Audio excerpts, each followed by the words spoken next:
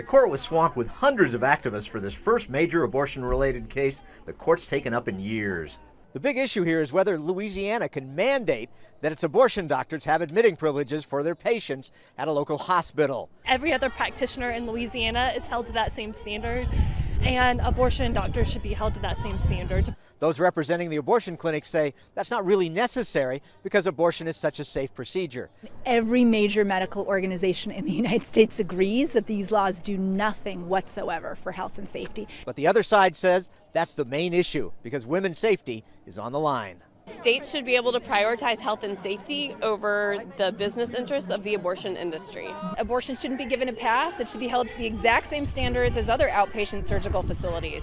This case involved abortion providers like this woman and her clinic. Louisiana argued they are the last people who should be arguing against the safety of women in those clinics. It's really like the fox guarding the hen house because there's a real conflict of interest. Should the abortion industry have the right to challenge legitimate, common sense state health and safety regulations when their interests are directly opposed to the women whose health is protected by those statutes?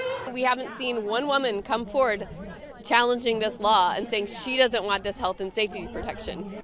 The interesting thing to the casual observer is this case looks like a rerun of the last big abortion case the court heard.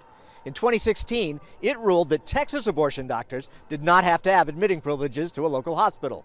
Why are we back here again just 4 years after the court declared that this very same law was unconstitutional in Texas? The big difference now, though, is 2 Trump appointees to the high court, which may have, for the first time in decades, given it a pro-life majority.